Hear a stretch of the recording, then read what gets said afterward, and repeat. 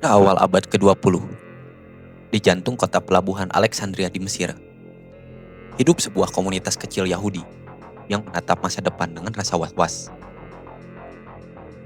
Di antara rumah-rumah tua bercat putih di distrik El Mashia, suara azan dari masjid bercampur dengan doa dalam bahasa Ibrani dari sinagog.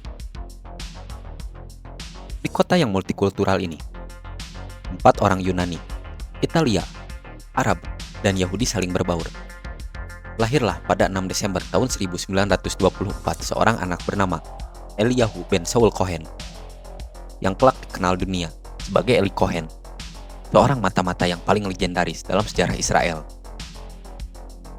Ayahnya, Saul Cohen, adalah seorang pedagang tekstil sederhana yang merupakan seorang imigran Yahudi asal Aleppo, Suriah. Ia datang ke Mesir mencari peruntungan dan kehidupan yang damai setelah gelombang antisemitisme melanda Suriah pada awal tahun 1900-an. Ibunya, Sophie, lahir di Alexandria dari keluarga Yahudi yang sudah lama menetap di Mesir. Eli tumbuh di rumah yang taat tradisi, namun juga terbuka terhadap pendidikan barat. Sejak kecil, ia dikenal cerdas dan juga tekun. Ia fasih berbahasa Arab, Ibrani, Inggris, dan sedikit Prancis. Sebuah kemampuan yang kelak akan menjadi aset berharga bagi pekerjaannya di dunia bayangan. Ketika Eli beranjak remaja, Mesir sedang berada di bawah pengaruh politik pasca kolonial yang rumit. Nasionalisme Arab mulai bangkit, sementara ketegangan antara komunitas Yahudi dan mayoritas Muslim perlahan meningkat akibat pembentukan negara Israel pada tahun 1948. Eli Cohen tumbuh di tengah suasana ini, antara dua dunia yang bertabrakan. Ia menempuh pendidikan di sekolah Katolik bernama College de la Salle. Tepat ia belajar kedisiplinan dan juga logika barat. Disinilah ia mulai menunjukkan ketertarikan terhadap politik dan sejarah Timur Tengah. Ketika Israel memproklamasikan kemerdekaannya, euforia di antara komunitas Yahudi Mesir berubah menjadi ketakutan. Pemerintah Mesir menuduh sebagian warga Yahudi sebagai simpatisan Zionis dan juga bahkan sebagai agen intelijen musuh. Banyak orang Yahudi yang ditangkap, termasuk teman-teman dekat Eli Cohen. Tahun-tahun itu, ia mulai terlibat secara diam-diam dalam aktivitas pro-Israel melalui jaringan bawah tanah Yahudi di Mesir. Kelompok ini membantu migrasi rahasia orang-orang Yahudi ke Israel dan juga menyuplai informasi tentang situasi politik di Kairo kepada pihak Zionis. Pada tahun 1951, setelah menyelesaikan studinya di Universitas Alexandria jurusan teknik, Eli Cohen mulai bekerja sebagai penerjemah di kantor pemerintah. Ia dikenal pendiam, tapi sangat teliti. Namun di balik ketenangannya, ia menjalankan aktivitas ganda, yaitu mengumpulkan data untuk komunitas Yahudi lokal yang terhubung dengan Badan Intelijen Israel yang saat itu baru dibentuk, yaitu Mossad. Ketika tahun 1954 terjadi insiden besar yang mengguncang hubungan antara Mesir dan juga Israel, yang kelak akan dikenal sebagai Lavon Affair, Eli Cohen terseret di dalamnya. Lavon Affair adalah operasi rahasia yang dilakukan oleh unit intelijen militer Israel, di mana agen-agen Yahudi Mesir menanam bom di berbagai fasilitas Amerika dan juga Inggris di Mesir, dengan tujuan menyalahkan kelompok nasionalis Mesir, agar hubungan Mesir dengan Barat retak. Namun operasi itu gagal. Banyak anggota jaringan ditangkap dan juga dieksekusi. Eli Cohen sendiri dipanggil untuk diinterogasi. Meski tidak terbukti terlibat secara langsung, namanya masuk dalam daftar pengawasan pemerintah.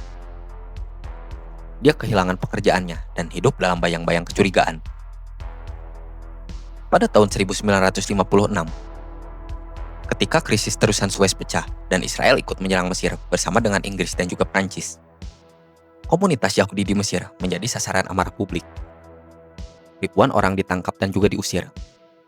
Eli Cohen termasuk di antara mereka. Ia dan keluarganya diusir dari Mesir dan akhirnya tiba di Israel pada tahun 1957. Mereka ditempatkan di kamp imigran di Bet Yam, selatan Tel Aviv. Hidupnya dimulai dari nol. Di negeri yang baru berdiri ini, Setiap imigran harus berjuang keras. Eli Cohen, dengan kecerdasan linguistik dan latar belakang yang unik, segera menarik perhatian aparat keamanan. Dia melamar ke Mossad, badan intelijen yang paling rahasia di Israel, namun ditolak. Alasannya sederhana. Para perekrut menilai Eli terlalu terlihat Yahudi, terlalu mencolok untuk bisa menyamar di dunia Arab. Ia kecewa, tapi tidak menyerah. Selama beberapa tahun, ia bekerja sebagai akuntan di kantor pemerintah dan mencoba hidup normal. Pada tahun 1959, ia menikahi seorang wanita bernama Nadia Majal, seorang imigran Yahudi asal Irak yang bekerja sebagai perawat. Mereka hidup sederhana di Bat Yam dan memiliki 3 anak. Namun di balik wajah seorang pegawai biasa dan ayah muda, Eli masih memendam ambisi yang belum padam, yaitu membuktikan dirinya sebagai pelayan sejati negaranya. Sementara itu, tegangan antara Israel dan negara-negara Arab kembali meningkat. Pada awal tahun 1960-an, perang regional memanas, dan Suriah muncul sebagai ancaman paling vokal. Rezim Ba'ath di Damaskus secara terbuka menyerukan penghancuran Israel dan mengizinkan pasukan Palestina beroperasi di perbatasan Golan Heights. Mossad menyadari bahwa mereka kekurangan intelijen yang akurat mengenai struktur militer dan politik di Suriah. Inilah saatnya mereka mencari agen baru yang mampu menembus pusat kekuasaan di Damaskus. Nama Eli Cohen kembali muncul di meja perekrut. Pada tahun 1960, Mossad membentuk satu unit khusus untuk operasi infiltrasi jangka panjang. Salah satu perwira yang bertugas menyeleksi agen adalah Dan Somron. Dan di bawahnya, seorang perwira rasional bernama Meir Amit, yang kelak akan menjadi direktur Mossad. Mereka memerlukan seseorang yang mampu menyamar sebagai orang Arab kelas atas, fasih dalam budaya dan juga bahasa, serta cukup cerdas untuk membangun jejaring sosial tingkat tinggi. Eli Cohen memenuhi semua kriteria itu. Setelah beberapa wawancara rahasia, ia pun diterima. Pelatihan intelijen dimulai secara bertahap dan sangat ketat. Di sebuah fasilitas rahasia di wilayah utara Israel, Eli Cohen belajar kode komunikasi, pengiriman sinyal radio, sandi Morse, penulisan pesan transkripsi, serta seni menyamar, mulai dari perilaku sosial, cara berpakaian, hingga aksen berbicara sesuai dialek lokal. Para instruktur Mossad menekankan satu hal. Berhasilan seorang agen bukan hanya pada informasi yang ia bawa, tapi pada kemampuannya membuat orang lain percaya pada dirinya sepenuhnya. Eli Cohen membuktikan diri sebagai murid yang paling berbakat. Ia memiliki kemampuan mengingat yang sangat luar biasa dan kecerdasan sosial yang sangat tinggi. Ia tidak hanya mempelajari aksen, tapi memahami cara berpikir orang-orang di dunia Arab. Selama hampir setahun, Mossad menyiapkan identitas baru untuknya. Seorang pengusaha kaya keturunan Suriah bernama Kamel Amin Tabet. Dalam narasi resminya, Kamel adalah seorang anak dari pasangan kaya raya asal Aleppo yang mengungsi ke Argentina setelah konflik politik di Suriah. Ia tumbuh di Buenos Aires dan sukses sebagai pengusaha tekstil serta investor. Identitas ini dipilih dengan sangat hati-hati. Cukup meyakinkan untuk menjelaskan logat asingnya, cukup fleksibel untuk menjelaskan kekayaannya, dan cukup bersih untuk diterima oleh kalangan elit Arab yang hidup di diaspora. Mossad memasukkan dokumen-dokumen lengkap, paspor Argentina, surat kelahiran, kartu identitas, rekening bank, bahkan foto-foto lama yang memperlihatkan Kamel di berbagai tempat di Amerika Selatan. Pada awal tahun 1961, Eli Cohen berangkat ke Argentina untuk memulai kehidupan barunya. Ia menyewa apartemen di kawasan eksklusif di Buenos Aires, membeli mobil mahal, dan mulai bergaul dengan komunitas Suriah Libanon setempat. Ia menghadiri pesta, menyumbang untuk kegiatan sosial, dan memperkenalkan dirinya sebagai pengusaha yang ingin kembali ke tanah kelahiran untuk berinvestasi. Gayanya yang ramah, sopan, dan juga murah hati membuatnya cepat dikenal. Di pesta-pesta komunitas Suriah, Nama Kamel Amentabit mulai disebut-sebut sebagai pria dermawan dari Aleppo yang sukses di Argentina. Kunci keberhasilannya terletak pada kemampuannya membaca orang. Dia tahu kapan harus diam, kapan harus berbicara, dan kapan harus memuji. Dalam waktu yang sangat singkat, Cohen berhasil menjalin hubungan dengan beberapa diplomat Suriah yang bekerja di kedutaan besar di Buenos Aires. Salah satunya adalah Jenderal Amin Al-Hafiz, yaitu seorang perwira ambisius yang kelak akan menjadi presiden Suriah. Hubungan ini menjadi pintu emas. Eli Cohen menanamkan kesan bahwa dia adalah seorang nasionalis sejati yang ingin membantu membangun kembali Suriah dari luar negeri. Ia berbicara penuh semangat tentang kebangkitan bangsa Arab dan perlunya solidaritas melawan Zionis. Retorika yang membuatnya disambut dengan tangan terbuka. Setelah beberapa bulan membangun reputasi, ia menerima undangan untuk mengunjungi Damaskus. Mossad menganggap ini sebagai momen yang telah mereka siapkan sejak awal. Pada awal tahun 1962, Eli Cohen meninggalkan Buenos Aires dan melakukan perjalanan panjang melalui Roma menuju Timur Tengah. Di setiap langkah, Mossad mengawasinya dari jauh, memastikan bahwa identitas Kamel Tabet tetap kokoh tanpa celah. Ketika pesawatnya mendarat di Damaskus, udara dingin musim dingin menyambutnya bersama kota yang dipenuhi dengan pos militer dan spanduk propaganda. Bagi banyak orang, Damaskus pada awal tahun 1960-an adalah kota yang gelisah. Kudeta militer, pertikaian antar faksi, dan tekanan ideologis membuat negara itu berada dalam ketidakstabilan kronis. Tapi bagi Kamel Amentabet atau Eli Cohen, ini adalah panggung utama. Langkah pertamanya di Damaskus adalah membangun legitimasi sosial. Ia menyewa rumah besar di kawasan elit Abu Rumaneh, tempat para pejabat militer dan politisi tinggal. Rumah itu segera menjadi tempat berkumpulnya para tokoh penting Suriah, perwira militer, pengusaha, dan juga para politisi. Eli Cohen mengadakan pesta besar, lengkap dengan makanan mewah dan musik.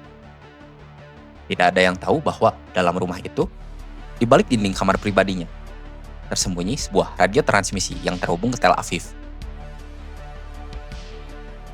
Dalam pesta-pestanya, ia tidak pernah menyinggung soal politik secara langsung. Ia hanya mendengarkan, menanggapi dengan sopan, dan memberikan bantuan kecil, uang, fasilitas, atau sekedar saran bisnis. Namun, secara perlahan, semua orang mulai membuka diri. Dalam budaya sosial Arab, seseorang yang dianggap dermawan dan juga terpercaya akan cepat diterima sebagai saudara. Eli Cohen menggunakan prinsip itu secara sempurna. Ia menanamkan benih kepercayaan di setiap pertemuan, sambil mencatat setiap detail yang mungkin berguna. Siapa yang bersekutu dengan siapa yang punya ambisi politik, dan di mana pasukan ditempatkan. Dalam kurun waktu kurang dari 1 tahun, Kamel Amentabet atau Eli Cohen telah menjadi bagian dari elit Damaskus. Ia mendapatkan izin khusus untuk mengunjungi markas militer, mengikuti pertemuan sosial perwira tinggi, dan bahkan diajak melihat langsung lokasi strategis di dataran tinggi di Golan. Mossad hampir tidak percaya dengan laporan yang dia kirim. Melalui radio, setiap minggu Eli Cohen mengirim pesan transkripsi ke Tel Aviv berisi informasi detail tentang kekuatan militer di Suriah, struktur komando, dan juga rencana pembangunan pertahanan.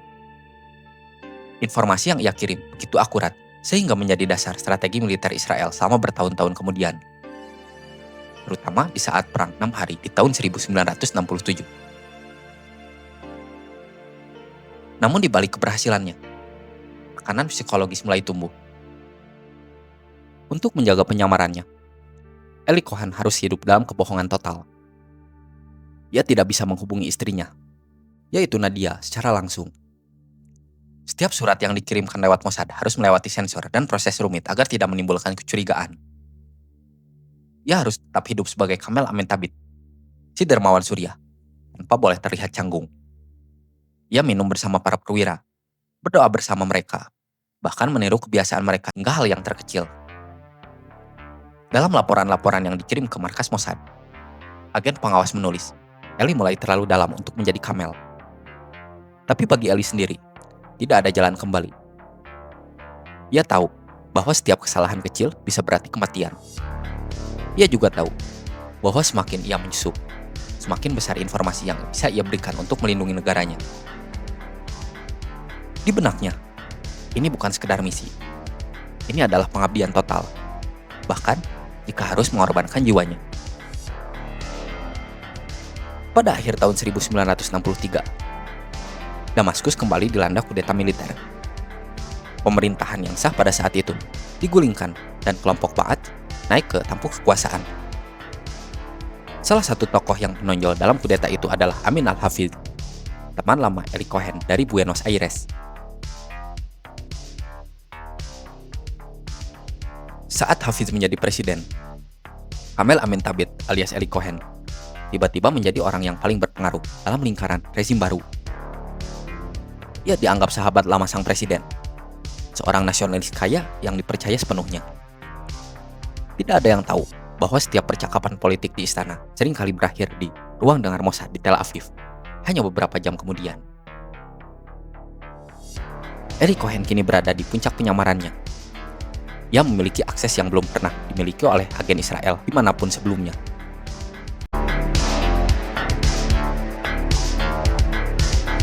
Damaskus, awal tahun 1965.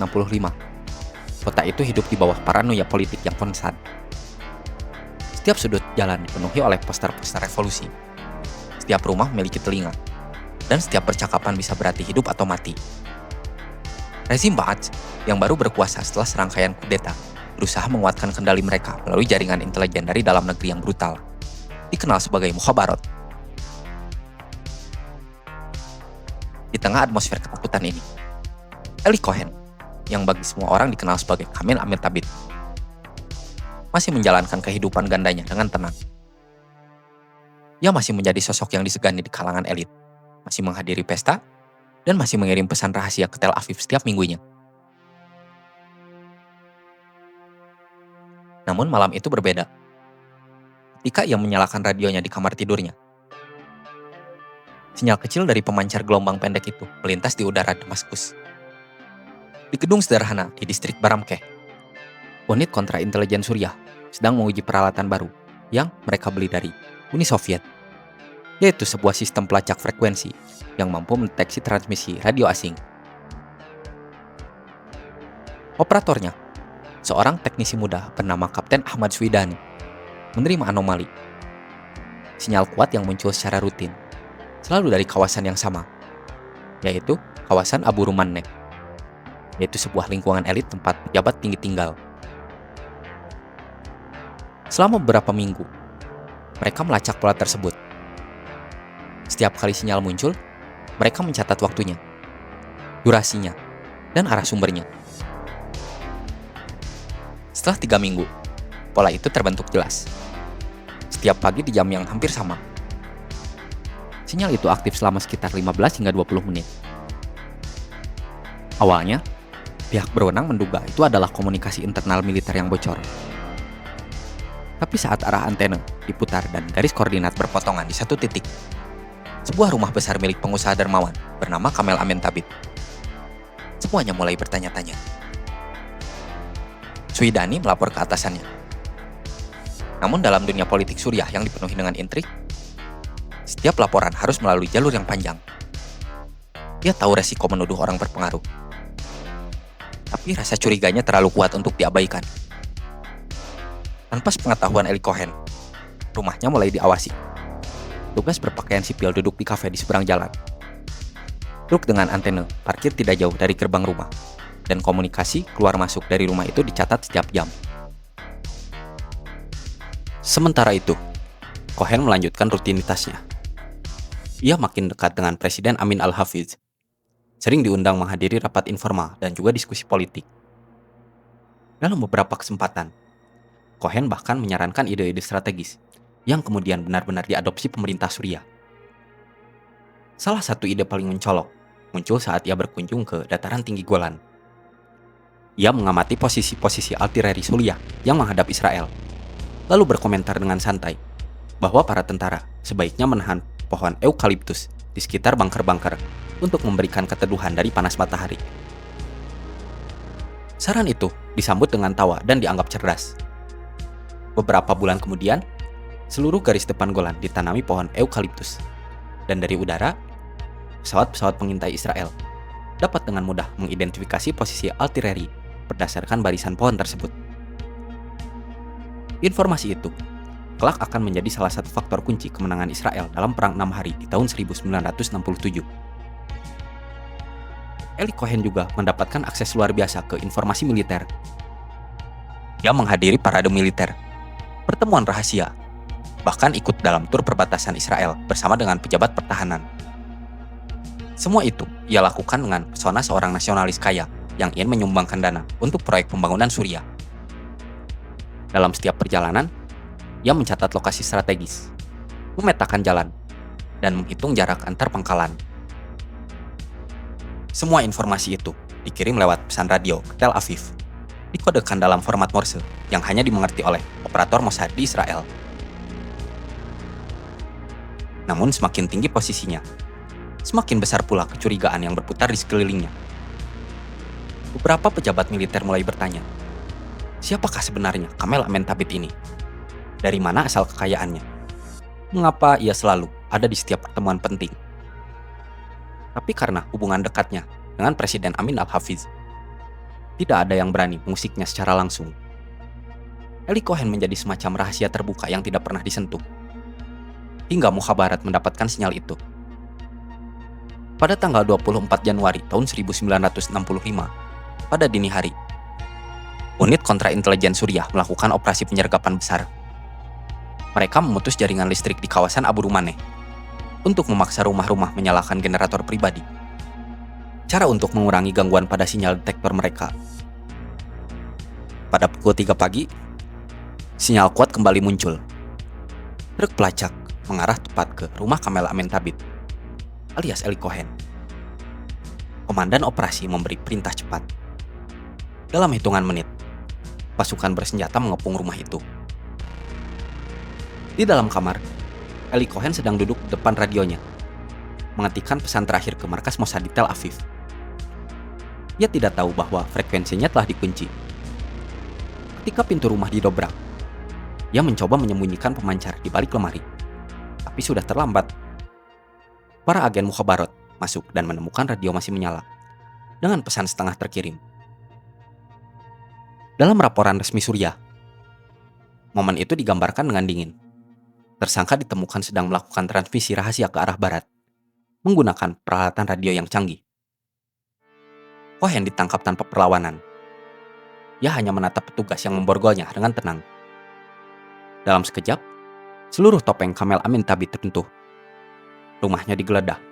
Ditemukan catatan-catatan kecil berisi kode, daftar nama, serta foto-foto lokasi militer.